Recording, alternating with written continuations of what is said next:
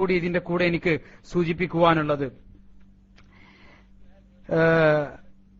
ഇഖ്വാനുൽ മുസ്ലിമീനുമായി ബന്ധപ്പെട്ട് ഉള്ള ചില കാര്യങ്ങളാണ്. ഇഖ്വാനുൽ മുസ്ലിമീൻ എന്തുകൊണ്ട് ഈ വിഷയത്തിൽ ഇവരെ സപ്പോർട്ട് ചെയ്യുന്നു? സൗദി അറേബ്യയിൽ ഇഖ്വാനികൾക്ക് അവരുടെ ആശയങ്ങൾ പ്രചരിപ്പിക്കുവാനുള്ള യാതൊരു സ്വാതന്ത്ര്യവും ഇല്ല. അവരുടെ പണ്ഡിതന്മാരുടെ പുസ്തകങ്ങൾ സൗദി അറേബ്യയിൽ പ്രചരിപ്പിക്കുന്നത് വിലക്കപ്പെട്ടതാണ്. മാത്രമല്ല, ഇഖ്വാനി ആദർശങ്ങൾ പ്രചരിപ്പിക്കുന്ന ആളുകളെ സൗദി അറേബ്യ വളരെ കണിശമായ രൂപത്തിലുള്ള നിലപാടാണ് സൗദി അറേബ്യ അവർക്കെതിരെ എടുത്തിരിക്കുന്നത്.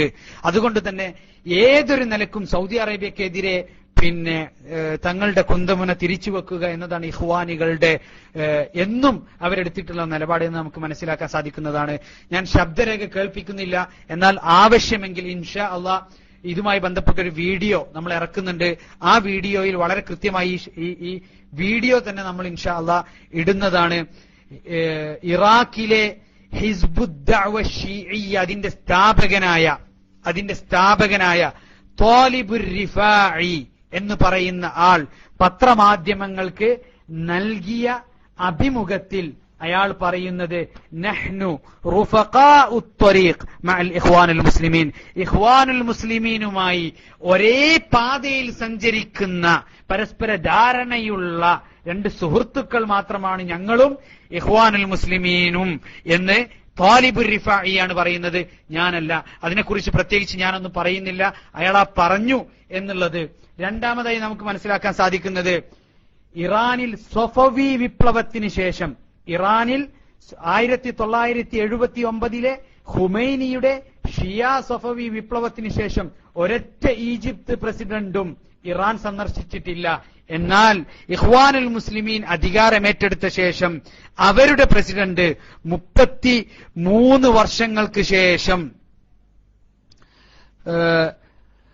ഏതാണ്ട് 33 വർഷങ്ങൾക്ക് ശേഷം ആദ്യമായി ഇറാൻ സന്ദർശിക്കുന്ന പ്രസിഡന്റ് ഈ ഇഖ്വാനുൽ മുസ്ലിമീന്റെ പ്രസിഡന്റാണ് എന്നതിനെക്കുറിച്ചും ഞാനൊന്നും പറയുന്നില്ല.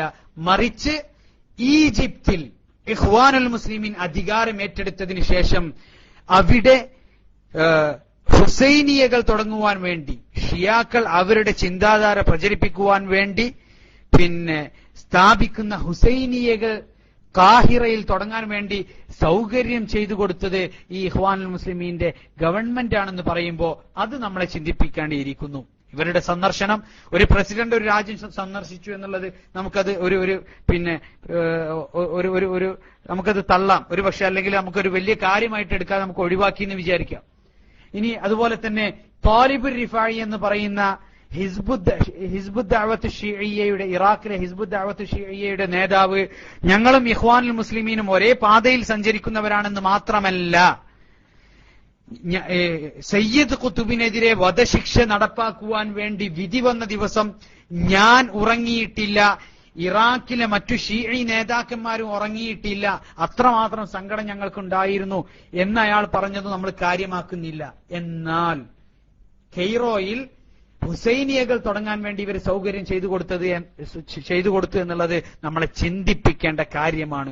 അവിടെയാണ് ഈ രൂപത്തിൽ 1501 മുതൽ ഉസ്മാനിയാക്കൾക്കെതിരെ, അഥവാ സുൽത്താൻ സുലൈമാനുൽ ഖാനൂനിക്കെതിരെയും സലീമുൽ അവലിനെതിരെയും അങ്ങനെ തുടങ്ങി ഏതൊരു കാലഘട്ടത്തിലും ഇസ്ലാമിക രാഷ്ട്രങ്ങൾക്കെതിരെ പാശ്ചാത്യരുമായി ചേർന്ന് യുദ്ധം നടത്തിയ വിലായത്തുൽ ഫഖീഹിന്റെ അടിസ്ഥാനത്തിലുള്ള ഈ സൊഫവി രാഷ്ട്രത്തെ ഇവർ അനുകൂലിക്കുന്നുവെങ്കിൽ ഇവർ യഥാർത്ഥത്തിൽ ഇസ്ലാമിനെ ഒറ്റിക്കൊടുക്കുന്ന ആളുകളാണ്, ഇവർ യഥാർത്ഥത്തിൽ ഇസ്ലാമിനെ വിലക്ക് കൊടുക്കുന്ന ആളുകളാണെന്ന് നമ്മൾ മനസ്സിലാക്കേണ്ടതുണ്ട്.